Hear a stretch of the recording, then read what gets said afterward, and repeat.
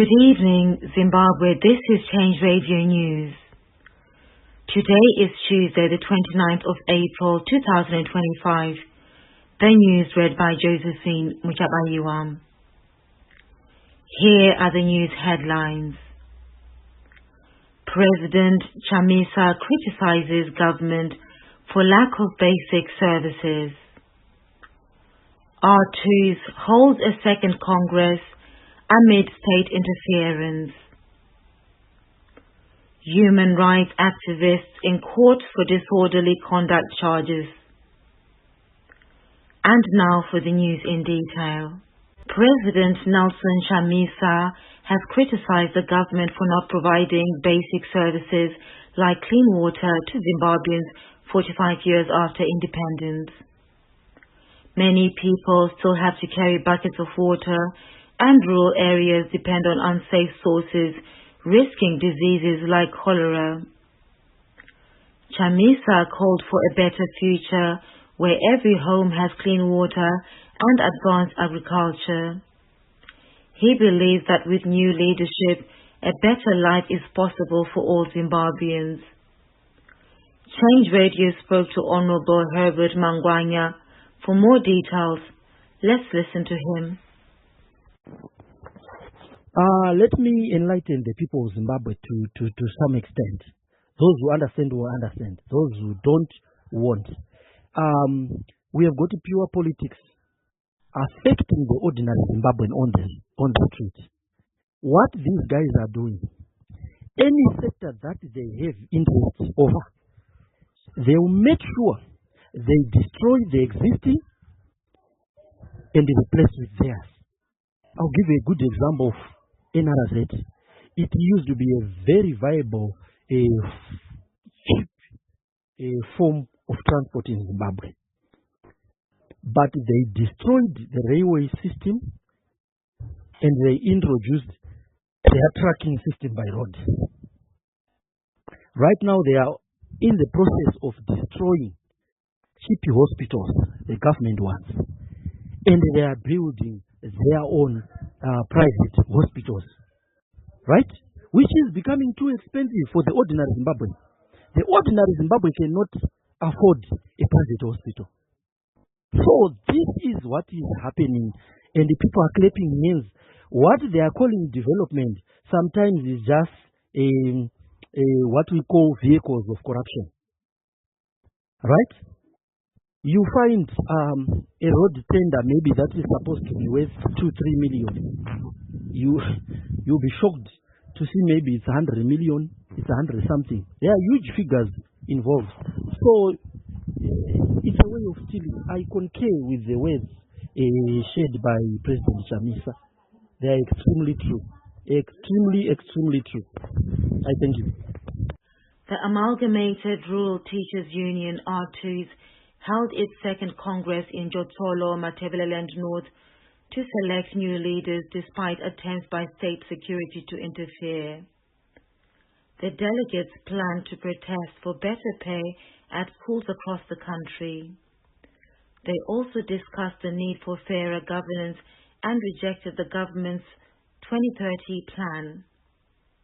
The new leaders were given the job of strengthening the union, fighting against unfair treatment, and standing up for democracy in Zimbabwe. Change Radio spoke to R2's National President Obed Masaruore. Let's listen to him.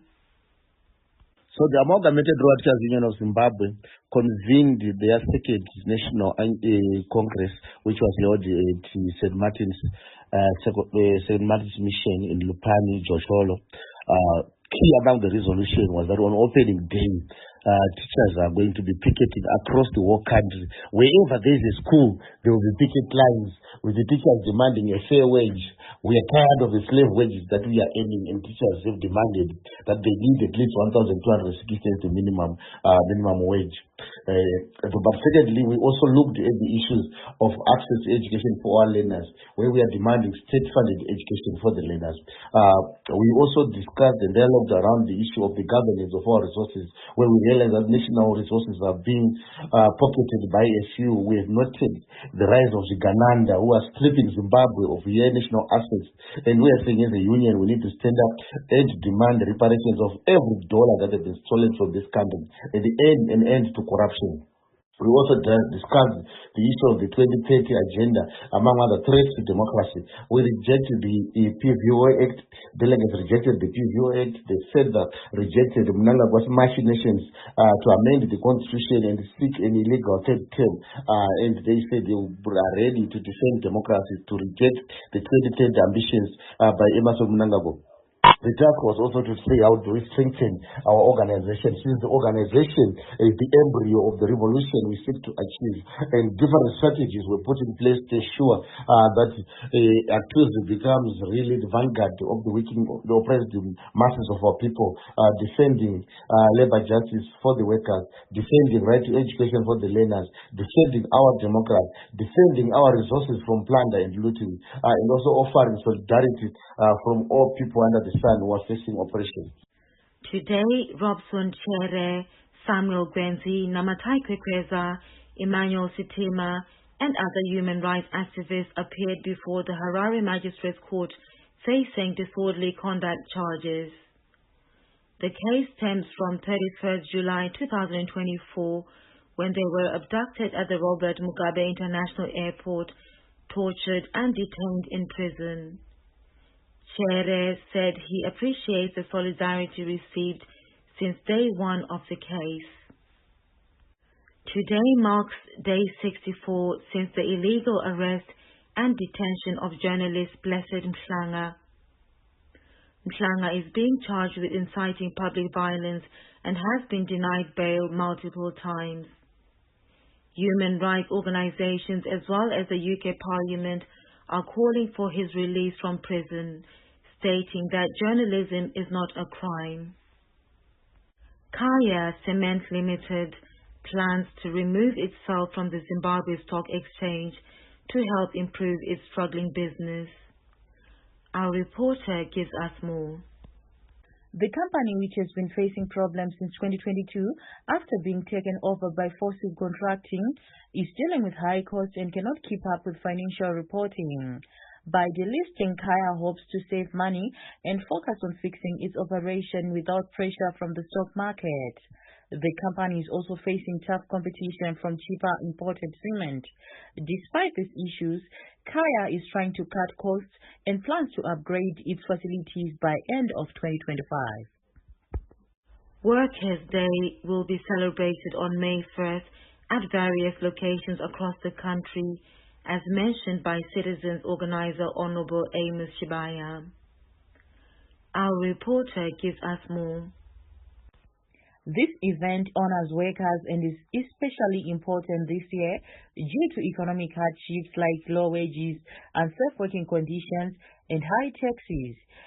Honorable Shibaya said it is important to support each other in fight for better working conditions and fair pay.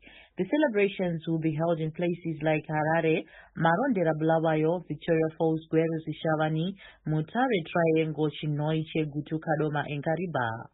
Let's all come together for a better future. Reporting for Change Radio, this is Tsinga Maposa. A shocking video from South Africa involving two Zimbabwean women has surfaced on social media, disturbing users. In the video, the women are being violently assaulted by a man with a hoodie demanding 50,000 rands. During investigations by Change Radio, it was discovered that one of the women bought a stolen phone with an active tracker. The owner of the phone tracked the women down, kidnapped her from work, and is now demanding 50,000 for their release. Change Radio strongly condemns this criminal behavior and urges authorities to act swiftly. Change Radio weather report for tomorrow. Light showers are possible across parts of Zimbabwe, Manicaland Province and Mashonaland Central will be generally affected. In international news, a big power outage hit Spain and Portugal on Monday, with some parts of France also affected. The outage stopped public transport, grounded planes, and caused hospitals to halt some operations. By Monday evening, power started coming back in some areas. Spain's Interior Ministry declared a national emergency and sent 30,000 police to maintain order. Both Spanish and Portuguese governments held emergency meetings to figure out what caused the outage, as such large outages do not happen often in Europe. In sports news, Tinashe Mila Kamangirira, a Zimbabwean based in the United States, won the 400-meter hurdles at the Drake's Relays Championship on Monday with a new national record of 56.07 seconds. Cardiff City have been relegated from the English Championship following a goalless draw against West Brom on Saturday. The Bluebirds, home to Zimbabwe international Andy Runomota, are now 5 points from safety with only one game remaining in the 2024-25 season. Cardiff dropped to the bottom of the table after Plymouth Argyle and Luton Town secured wins on Saturday.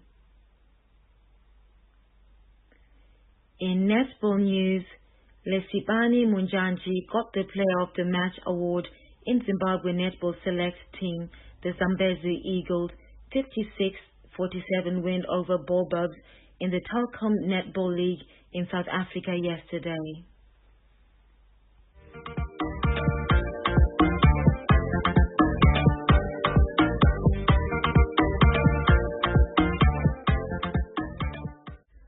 To end the news, here are the headlines once again. President Chamisa criticizes government for lack of basic services. R2s hold second Congress amid state interference. Human rights activists in court for disorderly conduct charges. That concludes this news bulletin. Thank you for listening. From myself, Josephine Mushabayiwa, and the entire team at Change Radio, have a good night.